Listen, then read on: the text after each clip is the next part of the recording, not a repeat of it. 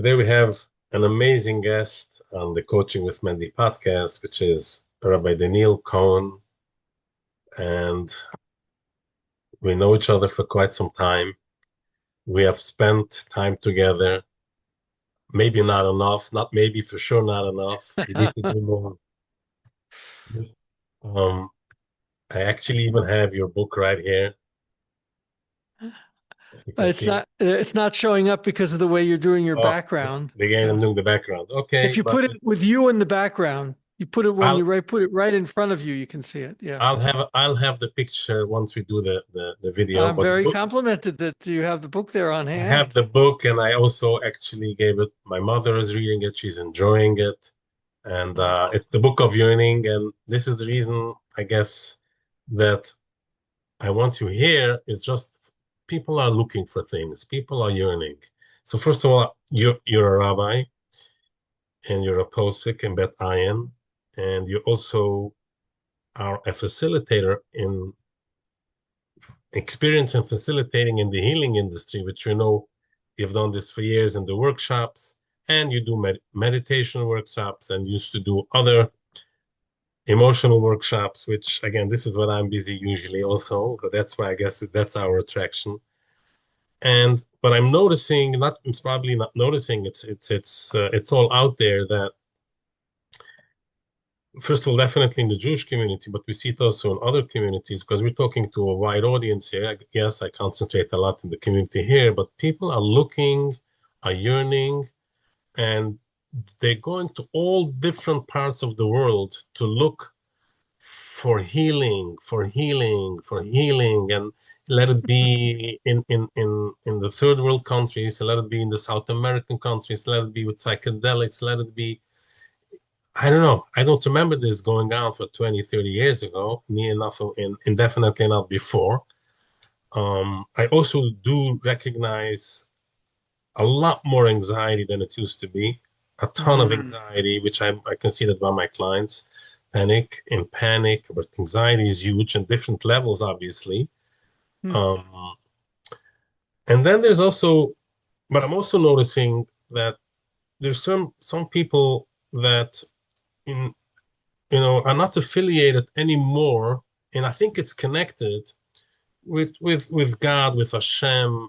Let it be with Judaism, or let it be with any, even a non-Jew, even with their religion. But I'm seeing it a lot in our community where people are struggling. They and actually there's also this. I know where you're coming from because I remember what your mother did with you in school, which you mentioned to me once, that she gave you a school to you choose life. But that's not the norm, the way the communities work. And I guess you were lucky that it worked. But I want to talk on this subject because I'm seeing this like in this wide, I'm putting all out there what I'm noticing in Hmm. my therapy room, in the community, people coming in. And another thing also, it used to be sometimes people that were looking, didn't act the part, didn't look the part. Now they can be looking the part, but they're not acting the part, which is like mind-boggling to me. And not anymore, unfortunately. I don't judge anyone, so that's why there's healing in because I do come in from the place where, but sometimes people will tell me, I didn't choose it, I did choose it, I did choose like so sometimes I tell them not a problem. Choose what do you want to be. Let's say if you want to be someone living in a different country and a different zip code, you need to be a mensch. You need to be you need to be a person. Like I would like you to elaborate because you have that all insight and all of that going from the different categories, what's happening out there. What can we'll get to your book soon, but first to hear Okay. where I'm coming from. I'm really talking at the moment from my heart, which is I'm in a way I'm Yeah. crying from because what I'm noticing, what's happening in the room, what's happening, Yeah. and why is that Right. happening? It's Right. so if you can shed some light on this is something which we really need. And tell us what you do and where meditation comes in. Again, I'm a somatic practitioner. I help people ground the nervous system. But there's so much going on. It is whew, take it away. Wow. All right, take it away. Well, first of all, it's a joy to have a chance to have a conversation like this with you, Mendel. I mean, it's yes, we have known each other for quite some time, it was always in the context of me facilitating, and you in your really beautiful um, edel, like a delicate way, both receiving, growing, and utilizing the kinds of things that we were experiencing together. And so it's a joy now to just kind of have like freewheeling sort of a conversation, which I don't know if we ever really gave ourselves the time to do. So it's great that you have this platform. It kind of frames the conversation. We're doing this for real. And there's this fascinating thing that goes on that, yeah, we're letting all these people into the conversation, which is meaningful and intimate for us. And it's just a beautiful new medium for people to interact with each other, with the sense that this is reaching out beyond just the two of us. And I think that might be an interesting thing to look at because it both enhances the intimacy of conversations like this, and it's also part of the problem that you were just describing. And I'll tell you what I mean in a moment. But let me just say back some of the points that I heard you wanting to explore and help that congeal it for me. You've noticed, yeah, we've all noticed that over the last probably 2 decades, 2 or 3 decades, um, more and more people are seeking out what has become generically known as healing. And they are driven to this. They're driven to this, often by a terrible anxiety about life, something that's broken for them in terms of perhaps aspirations they had, and just living a guilt around their not having achieved them, um, a feeling of like imbalance in their nervous system, which you deal with, I'm sure, with many other things too, but you deal with that. Um, and it seems like it's getting worse, or there's more and more people that are looking for that healing. So I guess there are more and more sick people if there are more and more people looking for healing, is kind of the deduction that you made, the conclusion you drew from this phenomenon. And so you're wondering, what do how do I analyze that? What's my take on that? And what might I have to offer people that's different than what's out there that seems to only be working partially? So did I get it right, Mendel? This is pretty much the Yes, yes. okay. Yeah, So let me. definitely, we're going into some sort of highway. There's a lot more, but let's start. Oh, that was like kind of, yeah, exactly, creating a little highway for ourselves to travel on, and then we can branch off to different stops along the way. Um, Look, the I don't human know. Maybe condition. you can add, I'm maybe sorry. it just came to my mind as well that the image of God, of Hashem, how it's portrayed in in school, and this, and maybe also to tell us who God is and what type of how Oh, does it okay. work? Because Along some the of them think way, it's with a baseball bat, some of them think, or if I won't do this and this is going to happen. yeah. Again, we need to have both. We need to have all. We need to have year. We need to Okay. have But love. you're wondering what kind of a conception of Yeah. So, because Hashem I'm that I noticing have. that in the room also that where with Yeah. clients would come in and they're struggling in business, and no, Hashem has nothing to do with that. And because my father wanted me to please him only if I do this, so and so the whole way it was fed to them with salt and pepper, not with honey and sugar the way it's supposed to. It says the Noam should be sweet, and so the image of God is very, very strict and very, very, and therefore, and then I don't know. I see that's Okay. a So lot of the you that anxiety may going on. A lot okay. of the anxiety. First of all, um we may have a few conversations ahead. It's like, So let, let's but let's ask Hashem. The right one should come out. okay, Everybody should benefit from this. yeah, okay. But you're bringing up another issue, and you're wondering, I'll put it this way, and all the things I just said about healing, what has created this plague, this epidemic of something which seems to be connected to anxiety. And why is it that even people who, believe in Hashem and seem to be living a lifestyle that's supposed to be in close contact with him sometimes seem even worse off? Okay.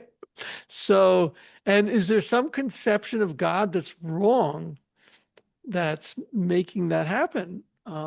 Okay. So yeah. So let me just like start and yeah, we'll interact and you can stop me anywhere along the way. I want to I generally it's important to me to begin at the beginning. The human condition is highly challenged one. Animals are primarily determined in terms of their behavior, their aspirations, their growth patterns, their identity by instinct. The path is very clear. If a star has the way it functions in exuding its energy,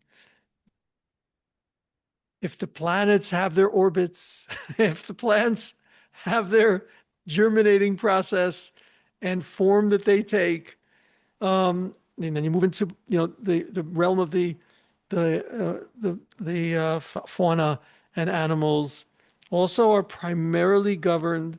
If you start with an amoeba, you touch it, it recoils, it knows to do that. It's not thinking about it. It's just reacting. Okay. So the animal kingdom, the plant kingdom, the dormant kingdom of inanimate objects, as they're called. That could be another conversation. Are they or not, or are they not animate? But the inanimate objects, we don't call them inanimate. We call them domain, that they're not speaking. In any case, all of these really have simple lives. And then you get to human beings who have this prefrontal cortex, this area in their brain which processes, who have higher dimensions of which they are part, in which they have insight, they have vision, they have hopes, they have a much more reduced realm of instinct that can determine and guide all their behavior. And my gosh, we are really unstable and filled by anxiety because we don't really know what the heck we're supposed to be doing here. How do we govern ourselves? What is the context for all this? What's the system demanding of us? And my gosh, it's like, and so because of this anxiety, we create very strict and stringent systems, right? They're called religions, and religions don't necessarily have to involve God, or they can have a very perverted idea about God. But we need systems, we need beliefs, and we need a context for determining what's worth investing these few years in and what is not worth investing them in. We need someone to tell us because we don't know. Our instincts don't guide us. So for many years, humanity sort of solved the issue with very stringent contexts of authoritarian cultures, of a totalitarian ruler, of a totalitarian God, of very, very clear demands, and off with your head if you don't toe the line, babe.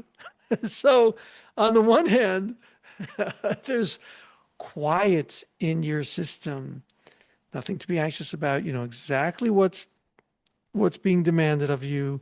You know exactly what's going to happen to you if you go wrong, and you will be rewarded if you do things right. And you know exactly what right means. Right means whatever they told you to do. The big capital letters, they. Okay. And as long as it's they, we can be calm because we're not called upon to make our choices, to choose our lives, to create our world, to achieve anything beyond what they have told us. Well, well. Comes along the Renaissance, comes along the end of totalitarian societies, or at least the overt end of them. There's a lot to talk about political systems, etc., and the facade that they put up. But basically, people are freed from the cage, not the cage of instinct, the cage of totalitarian control, right? Um, and then they are in trouble, baby, in trouble. You know, it's like Mendel isn't, his father was a shoemaker, his grandfather was a shoemaker, his great great grandfather was a shoemaker, and his great great great great grandfather was a shoemaker. But now comes along Mendel, born into a society where Mendel, what do you want to be? What's authentic for you? What is real for your life? Oh my gosh, man. Anxiety. What if I choose wrong? What if this isn't exactly it? What if it doesn't work out for me? I mean, my father gave me his whole clientele. I'm like, I got to forge my own, not only have to forge my own path, I have to determine whether it's the right one or the wrong one. And there's no one to tell me. All right, we'll get you a Rebbe. We'll get you a Das Torah. We'll get you a Zeh. And that works for a while and for many people. But for more and more people, if you're talking about your community, that doesn't work really either. I don't think this guy really actually understands me or whatever. Not the guy, but whatever. So the challenges become greater. But let's step away from your community because you're, at least overtly and culturally relatively ensconced and held. But like, now look around, right? Just to make it easier, I don't know how openly to talk on your program, but like, so then your community too, man, I met them and I continue to. It's Go ahead. like, it's okay because it's like Adarabba, a community which is primarily defined by authority lives with much greater anxiety in contact with the modern society, which doesn't, than a society that's already sort of adjusting to the fact that there is no higher authority to determine for me exactly and precisely what I'm supposed to do with my life. So you're actually scraping up a very difficult circumstance where the overt religion is whatever I'm told to do, I do. But the covert religion is, the underground religion is, be authentic, be real, be open, be free. Hey, man, that does not ride in the overt religion that you are socially a part of. So I believe it does ride with the Torah very much, but there's all kinds of contexts. So to put it, succinctly, as society and history have forced humanity to become more and more awake and aware, and has created a religion which has authenticity and realness at the top of the list. So, and the society is less and less governed by an authoritarian setting, we are in more and more trouble. Okay? Anxiety is going to be what we end up with, just like it would have always been from the very beginning, because the human condition has very little instinct to determine what you're going to do with these with these precious few years. And that's the second thing which we face as human beings. We actually know that we're going to die. My dog, which I used to have, haven't had a dog actually. I don't know when my dog, I haven't had a dog in about 60 years, but my dog that I had as a kid did not know it was going to die. I knew it was going to die. Maybe not when I was 10, but by the time I was 14, 15, I knew it was going to die. And I actually lived through one of them getting run over. Now, whew, but the dog doesn't know it's going to die. But I know at a certain point, I figure it out. Like, not just great great grandpa's going to die. I'm going to die. Now, do you know how much anxiety that creates? Because, like, not only are you aware of your death, so you're aware that your years are preciously few, and you have very little guidance as to what you're supposed to do with them. So I mean, this is like really in trouble. Okay, learning, gonna learn Torah, learning. But then I have this thing hovering over me: authenticity, realness, authenticity. I don't know. I'm not connecting to the Torah. Who cares if you're connecting to the Torah? Learning, steigen. Who cares if you're connecting to the Torah? What are you talking to me about authenticity? This is what the Kuchabrichu wants you to be doing. What are you worrying about? What are you worrying about? What are you thinking about? But I'm thinking because I cannot separate myself from where Hashem has taken his world, where that word has become like primary. So like, now what do I do? And it it is something which people need to become conscious of the fact that they are facing. And as many salve is like kind of a calming sort of a rub, as you're going to give them, as many sessions you're going to give them to like just work it out. Yeah, was my father demanding of me? It was not. That's a bunch of malarkey. You as a human being are faced existentially with a situation which is extremely difficult to navigate. So you can breathe it out a dozen times, but like this is the truth of human reality, and it's good. I'm not in any way belittling people breathing it out. I think it's a really good thing because people need relief for all of the somatic tensions that build up, but it is not a solution. So it is not a solution. And this is what like you say, it's become like a whole industry of healing. Healing is a convenient way to basically eternally keep people in the root of healing, because it's what they call in English a gerund. I mean, it's like it's an ongoing thing. You're always healing. I'm healing.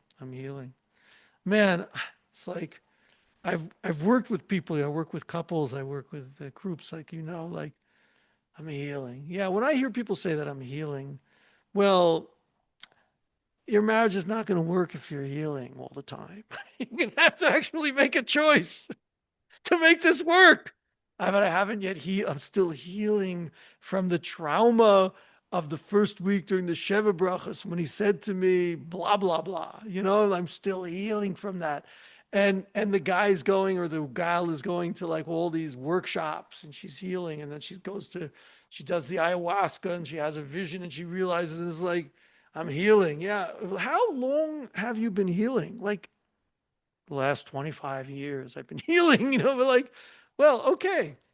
I get it, because nothing's really gotten organized about your power of choosing, because people are afraid of that power of choosing. So instead of choosing, then they end up like being held and being nice to their inner child and like giving that like all that stuff, which again, I know I'm being a little bit satiric, but it's like You're saying now another point which you just said, that the people don't have the power of choosing, and you know where that is coming from? yeah, And well, it's scary, but go ahead. You tell me. it's coming from the yeshiva system. Okay, Because look, I'm not going there. no, Okay, you want to say that? Say it. I no, don't. I will I explain it. know It's that not. people. Yes, people are I have disempowered by education. little systems that want to hold them tight. Yes, correct. I want to clarify so But people understand. excuse me, I wasn't going there. Although I think that's true. It's fed by that. No, It's but the it's an existential condition, is what I'm saying. existential condition. However, this is what I tell my clients also, because it is a fact, because they not certain Hasidic sects and certain yeshivas don't, they train you that you shouldn't be able to choose. So you made a book on davening and praying, right? You say Atu Choinen, for who you saying that? For yourself, or you saying it for whoever, someone else?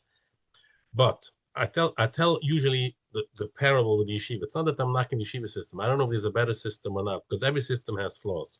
When you go to take driving license to drive a car, you take a permit, and then you're going to take a road test. And when you take the road test, the inspector sits next to you, and if you do the right things with the right signals, and you're checking, and you're turning your head, and all this, and he checked everything, he's giving you a license. Are you the best driver at that time? No, because you might still be afraid to drive on a highway. By practicing, you don't. I say the yeshiva system the same thing. When you come out, you need to start choosing. Till now, they gave you a lot of information. Now start choosing. That's where but it's important that people should see what is that, because that I can choose, and then on the flip side, there's others that bust, and they say, forget about it with Torah, forget about religion. I'm a free man now. I can eat whatever I want, do whatever I want. And it's hard, it's painful to see. I don't know what to tell them. Again, first I have Well, to. I mean, it will not solve their problem, because the problem is anxiety over the fact that I am not fulfilling what it is that I'm here for. That is the drive we didn't talk about yet, but yeah, correct. Well, I mean, I was but going to it's true. ask you. You were mentioning It's people. awfully attractive. You were also mentioning of dying. So I usually like to ask a client if they do say dying. Everybody's afraid of dying for a different reason. What is the reason? Why are you afraid of dying? Everybody has a different story. That's an interesting question to ask Yeah, people. Why are you afraid of dying? yeah. Okay, good one. Um, yeah, yeah, but you see, Mendy, like, I don't want to. I don't. I agree that there's a great deal of burden of guilt to place upon systems that are not, Not that sort I'm of placing guilt honestly on them. I'm just honestly want people to relating. notice what. It's not that I'm bashing anything. I want them to Yeah. notice where it's coming from, and this is your responsibility right now to choose. Okay. Yeah. Uh. Okay. So wait a second. Let me something happened to my screen here. Wait a minute. Move pin. Good. There we go. Um. Yeah. So, but yeah, it's definitely true that certain systems will be more healthful more helpful in terms of assisting a person in dealing more consciously, giving them better kalim, ways of coping, talent, skills, and the attempt to hold everyone down by a more authoritarian system and a very authoritarian God, and a kind of education which seeks to make them paupers, literally paupers, in terms of their ability to choose, and thereby we can hold them in the system. The, those do exacerbate the situation. But I do want to say, on the other end of the spectrum, just give people freedom to discover themselves, etc., also does not go well. It doesn't go well. Don't worry, they're plenty full of anxiety, because there's nobody to tell me which way to go, what I'm supposed to do. What does it mean to be an accomplished human being? Why am I not happy? Why am I just filled with like guilt or desires for things? Why am I so addicted to and become like completely taken away by? Because addictions free you from choosing. Because lusting frees you from choosing. Because, so then but you opened me up. It feels real. Yeah, it feels real until you are entrapped by it. Then it stops feeling real. Then it's just a lusting drive. So that's the other end of the spectrum, Mendy. Don't worry. It's not like the free public school is turning out the best people possible either.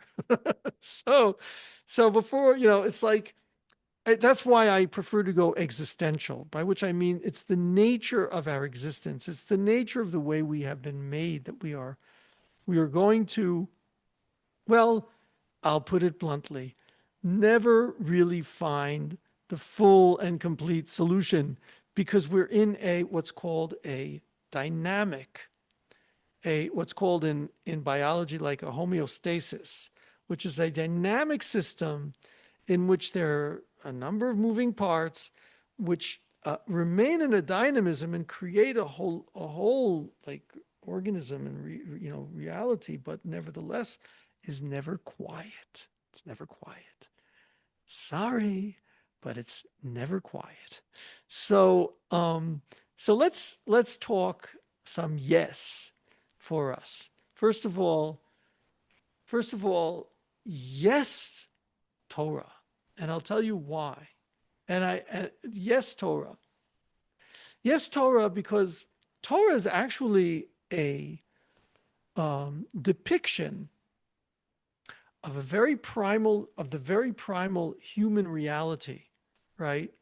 With its drives and orientations, with incredible storytelling, that because it's storytelling never becomes a singular one sentence sort of definable and give me the conclusion, please, kind of a thing. Every generation sees the story differently and discovers different insights. This is the beauty of the Torah. The Torah is not like a book of aphorisms, like statements of wisdom, like you have in the East or whatever. This is like, that's the statement. We don't do that. We have stories of Abraham and Sarah Imenu.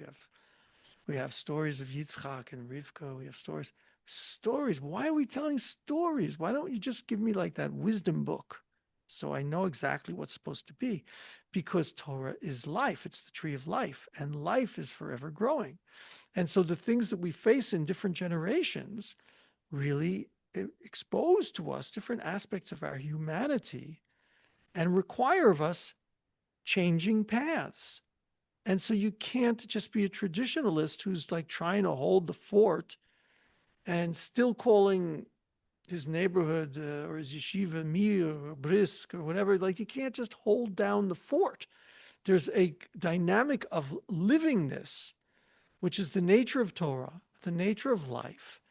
And that's it's just extraordinarily nourishing and nurturing.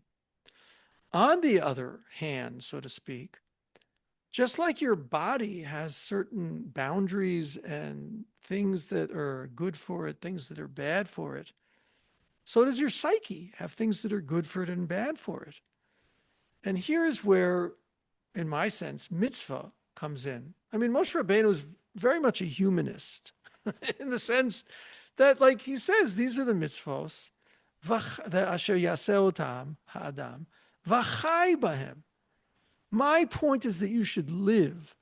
I'm looking to help you live. He says this time and again, but people miss it and it gets interpreted as v'nishmartem l'nafshoy seichem. Oh, I guess that means I should drive carefully. You idiot. That is the lowest level of the interpretation. Of course you should drive carefully because your life is precious. But v'nishmartem od l'nafsho seichem also includes the mitzvot because they are the most nourishing and nurturing path for the exploration of life and for the boundaries and gradations of just bringing yourself to live. Now, this is a very particular orientation I have towards mitzvah, which we could explore its own way. You know what I mean? It's like, but it's clear to me when Moshe Rabbeinu, like when he finishes his life, Nebuch, you really have to have rachmanos. It's a beautiful and tragic life, in the sense that like he gets to Eretz Yisrael and he stays outside. But worse than that, he is pained. The whole beginning of Dvarim is about his pain. It's about his pain. It's about his having suffered. And at the end of Dvarim, he actually, in a way, says why. Basically, Moshe Rabbeinu says, I've been, in a way, misunderstood, but I had to go this path with you.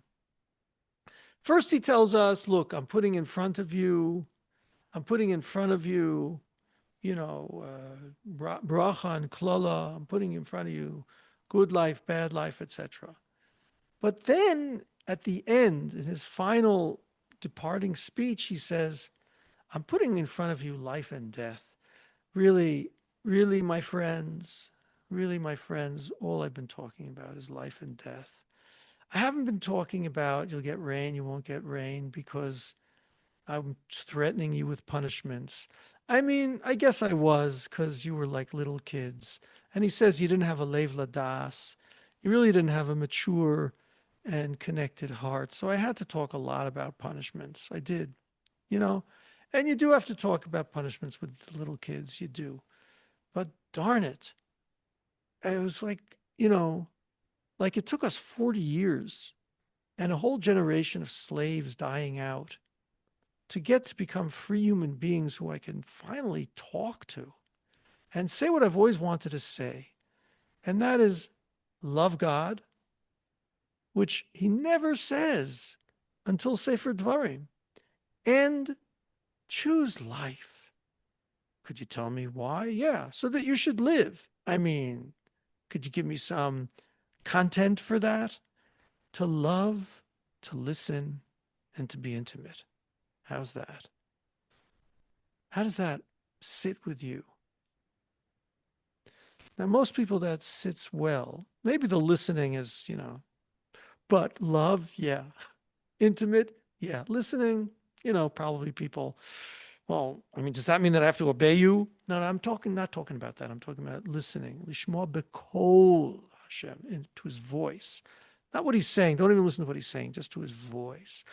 I can do that. That sounds so much more musical. Yeah. So here's what happens, Mendel. Moshe Rabbeinu actually defines the aspiration as aspiring towards life, which is love, listening to the Hashem's voice, and being intimate with him. That's very appealing. Couldn't you have told me that at the very beginning when I was 6 years old? Listen, look both ways before you cross the street, because intimacy is... No, you don't tell him that. You tell him, if you don't look both ways before you cross the street, man, you're not going to go out of the house for the next 3 days or whatever you're going to have to do. You know what I mean? It's like you're endangering yourself. When a person is young and unwary and raw, you've got to really control them. So it was important for societies of humanity to be that way tyrannical. And it was important that this guy who was complaining to you about his dad may have been a bit tyrannical. He was probably not doing it in the best way, but okay, I get it. But that's all the preparation for living a freed life. But the freed life is one which yearns towards truly fully living. And the Torah is really the derech eitz hachayim. The Torah really is a path towards that tree of life. But you really have to be living it that way. And that takes work. That takes work. It takes contemplation. It takes meditating. It takes music. It takes dancing. It takes like holding the tefillin on your heart until you feel the heart awaken. Don't put it on until that happens. Or, maybe say fewer of the words of the davening. Anyway, the Shulchan Aruch says, Tov ma'at tachanunim b'kavana miharbe. It's the third siman, I think, in the Shulchan Aruch, Ribono Shel Olam. It's like, maybe today's just an Ashrei day, It's like, but whatever it is, you're going to have to navigate this. But thank God, you don't have to rely on instinct. There is indeed a path, but the caveat to that is it takes a lot of work. It takes maturation, and it takes self-awareness. It takes many things, which the Torah actually doesn't always provide you with the kalim for. It's like, and people like you can provide people with kalim for that, but they're like, how do you become open-hearted? Well, I'm dealing with my dad and his criticisms. Okay, so let's work through that. But ultimately, I do have a path that I'm trying to get you in touch with. And you don't have to rely on your instincts, and you don't have to rely on some tyrannical leader, you know? And there are many things in your life which the Torah is not going to tell you what to do. And you're going to have to learn, yes, to get in touch with yourself. I mean, Moshe Rabbeinu also says that. He says, Kadoshim to you, like the Ramban says. Like, what does that mean? Well, I think you'll know. Fasisa Yashar Vatov. Like, what does that mean? Well, Moshe is saying there's a whole realm which you're going to be called upon to choose. Oh man, so does it say what profession I should do? No. But if you cleanse yourself, you're going to get in touch with what it takes to decide that. And you'll know how to get advice without it becoming like some dictator dictating it to you, and you'll be alive with it and love it. And so the societies that remain tyrannical are facing a lot of anxiety because it doesn't work anymore because, sorry, but the walls are permeable. You don't live, behind thick walls. You're getting the culture. And it's a good thing you are too, because Hashem has moved the world forward and is demanding something different. He's demanding now a lev ladas. And it's not about being porek all at all. Just let me just go. I'm going to Hawaii. Okay. I'm going to Hawaii. And just like, no, you're going to, believe me, you'll have as much anxiety in Hawaii as you do in Borough Park. It's not going to change much. You might have a few good days, but it's not going to work. The two ends of that spectrum don't work because they don't tend to the existential condition of being a human being. Okay. Speech over. Yeah. So, in a day-to-day basis, what would you say? What should they do? Because you said there's some, you said the fact that maybe some days it's only an Ashrei day. You know what? Not everybody knows that, and sometimes they throw away the whole book because they don't know that the Ashrei sometimes is meaningful. So the same idea is, I've spoken to a young girl, which was like in the early 20s, and we really went through a very hard childhood, thrown out of the schools and parents and whatever, suffering. So at the moment she dropped everything. And the reason why she told me the reason why she dropped everything, because I was told that, God is like basically like a monster. But on the other hand, her heart is still sometimes pulling her to, and she, like I said, she can't choose, doesn't know what to do. But by just dropping everything, I feel like I'm a new person, and I don't have to like make believe. I don't see, nobody knows. Like, Ayako, where are you? Like, Hashem said to Adam, you were hiding. But the Ayako moment happens by a lot of people. And I told her, you know what? Can you talk to Hashem with whatever is bothering you? He will listen to you. Like, she didn't even realize that there's a truth to it. And I don't care that you changed your garments. That doesn't matter. That's not important for now. First, your heart needs to be open. Your heart and the feelings need to be open, and not hide behind addictions or coming out on social media and acting. And it's nice. You can do all the things, but there's no meaning. At the end of the day, they're going to be crying in 20 years again. Like you said, the 25, 35 years taking a healing. A person, if you do the right thing, you're on track. So what happens is sometimes people are on track and it gets like stale. The mood goes out. They're already, okay, they're putting on film, but I'm a robot, or I'm doing this, I'm looking for excitement in life. And I think that's only normal human nature. Sure. And it's something that you just have to rejuvenate. You can talk to someone, you can whatever you need to do. You can do meditation, you can go to a therapist, you can go to a coach, you can do. It's not minimizing anything, and that's something which I think people need to know that. Because in the other hand, there's always going to be, oh, you're going to say, you told people they can only have an ashtray, or you can only smoke one cigarette less. It depends, to his own. On Shabbos, I'm talking. You don't have to. Each.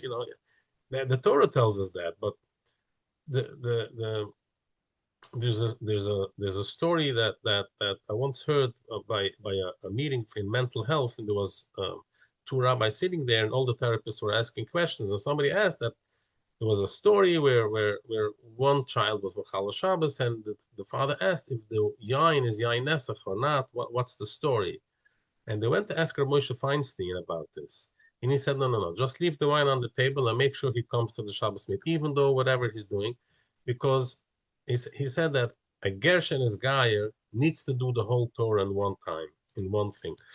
A Yid, which is your son of Hashem, he has mercy. Do slowly, one at a time, one at a time. Do till you're going to get to that. At least you know you have a path. I can't do everything, but I have a path, which is it's important because I think we need to put it out, and people to know. Take responsibility for who you want to be. Don't tell me now, again, I'll be there with compassion, without judgment. You had the story as a child, you had this story, and your parents, and then your yeshiva, and you're this, and you're that. And now you're going through a hard time in business and hard time. But, okay, now what? I ask them sometimes, okay, so I tell them sometimes, maybe you just you need to be normal no matter what nationality you're going to pick, whatever religion you're going to pick. You need to be normal. I say, I sometimes tell them, can you be a healthy guy? How about that? There's plenty of spiritual, people in the nations and that I know, and teachers and doctors that I work with, and it's and they're spiritual, and be connected. That's something. So I know you're a big fan of meditation. So can you tell us a little bit of meditation that would help people on their own? They don't have to go pay for a therapist. They don't have to do anything to do something about it. Just to meditate, or how to go about it. Well, well, um, first of all, I'm listening to you, and you're describing the kind of sense, first of all, you have of something you call being normal, which is interesting to me, and that would be something that I would be interested in exploring a little more what we mean by that word. By meaning, I once the Rabbi of Pesach brings down in the Sefer.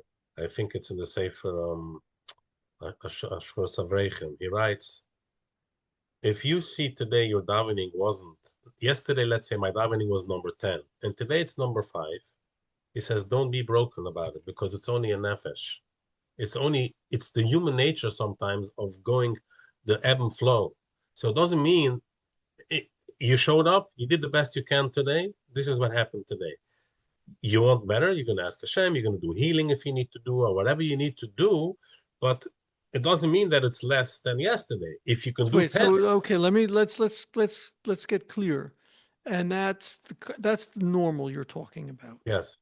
Yeah, okay, great. So let's pull that apart for a second, and then I'll respond to your claim that I'm a big fan of meditation. The what the Piasetzner is doing there is he's utilizing, first of all, self-awareness. In other words, becoming aware and not just swept away by your emotions, but you're stepping beyond them and becoming aware of the fact that right now I am, not enjoying the davening or whatever, right? It's a 5 and not a 10. Okay. I become aware. That is a big step. That is a big step. The Torah is very clear about this in terms of the power of choosing, of bechira, which is from the same root as merchav, which means creating a distance and a space. So I've become aware. That's step one in the Piasetzner's depiction. In any depiction, I'm just because you quoted him, so I'm using that, but anyone who looks at themselves clearly will see that.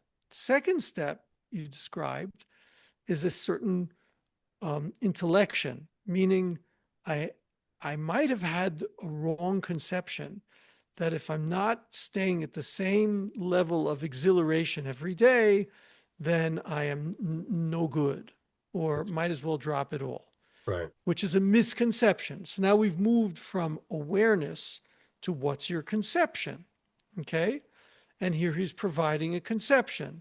Redefine things. Recognize that you live a dynamic. Some days are better than others. Okay.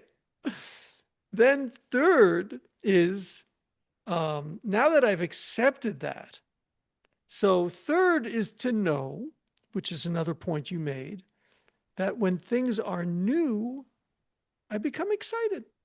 Something about our humanity is connected to innovation and creativity and newness. And we even have a bracha, Shechianu v'kimanu v'giyanu. You see something new, you experience something new. We have a special bracha for that. It's an amazing thing because there we experience joy, simchas halev, where we experience joy. Okay, and then finally, which you didn't so much mention, is take a choice about that. Now that you have awareness and an acceptance of your transitory and dynamic nature, and you have a certain self-understanding, right, which was a limited one, but I'm just going with that limited one, that things need to be renewed, as you put it. Okay, now I have a formula for moving myself forward. It's a conception about who I am and what to expect. It's an understanding of what brings something meaningful and good for me. And it's enough self-awareness for me to get a distance from what I'm going through to be able to be responsive, okay, and make choices. Great. That's actually a fantastic formula for growth, everything you said. So first of all, I want to say that. Second of all, I am I'm not a fan of anything in the sense that I am not committed to any particular modality, like I look at people, and I think that, what I have found for many, many people, I have this song, as you know, Hine makom iti, something very primal, something very primal about us, Yes. about knowing we have a place. That's a very primal thing. So I seek to awaken that in, so to speak, the posture of just quieting down. I believe that's part of our accessing, having makom. So that's a primal kind of a thing, which gets us reoriented, not just by quieting the nervous system, but there's also a conception there. I always have a place. Hashem is always giving me a place. He's always nurturing and supporting me. And knowing that, and whatever the heck I'm going through, he's there. He's the ground. And to get back to that, that is becoming aware, creating a distance, having a conception that's correct one, and then taking a choice, right? 4 steps, for instance, right? Yeah, so I think also, like you said, I'm doing the same thing. I'm laying feeling like, man, let me go skiing. Let me go have that really big meal. And I don't know, man, we have someone here who's a chef. They fly him over to some Glatt hotel in Austria or something. And he just tells me the most horrific stories about how much food they leave over on purpose. They give people too much food so that they'll feel the abundance. And like somehow feeling that abundance is probably the lowest level I can imagine of how people try to feel happy. They throw out food so that people feel like they got their money's worth. It's really a disgrace, but it's Glatt. In any case, okay, put that aside, my social commentaries. But Lamaisa, You need to become attentive that if you're not finding joy in laying your tefillin, get distance and discover something. It's an endless wellspring. I'm telling you, it's an endless wellspring, but it requires, you know, newness, learning, requires learning. We're also a learning people, learning Torah, but not necessarily the steigen, but like learning and discovering what's speaking to me. What's the voice of Hashem here? That's the lishmoa, b'kol Hashem. And then, it's work. It's work. And the escape route of like, I'm going to find a titillation. I'm going to go do something exciting. I'm like, no, no. Like here I am in Eretz Yisrael. My wife will not leave Eretz Yisrael, Baruch Hashem. So we go like to the same places, like we're not going to new places anymore. I'm already in my late 60s. Like we've been around. And the titillation is not going to new places. It's like it's coming to the same places with newness. And it's a training and it's work. And it's a choice, So those are some insights about that. I wouldn't call that healing. I would call that living. Okay. Yeah. Listen, Mendel. And another piece of good advice is don't go to sleep late. And it's now 10:15 here in Eretz Yisrael at night. You're going to let you go to And sleep. for people like me who like to get up early and watch the sun rise and look into the rays and then sit with that and then take a walk and then say Birkos HaShachar. So, Beautiful. and that's after, 7.5, 8 hours of sleep. That's why we're ending now. Okay, beautiful, beautiful. Thank you so much. I guess we're going to have to do part 2 about your books. There's a lot more to talk, but definitely. Okay, you don't have to tempt me with the book promotions, babe. No, I but can talk and talk and talk. I want to help people. I good, believe in good. it. And I'll tell you how you'll pay me and give me my recompense. And I say it to all the people out there watching. Comment on this. Send comments. Not for the sake of the algorithm, for the sake of the guy here talking from behind the microphone who lives, who is encouraged to continue doing this sort of thing. When I hear back from people, you have a job. You have a job. So I look forward to seeing those comments. And if there's enough of them, I'll come back. Thank you so much. All Great. the best, man. Thank you. Take care. Good night. Bye bye. All the Bye-bye. best and love to everyone watching too. Thanks. Take care.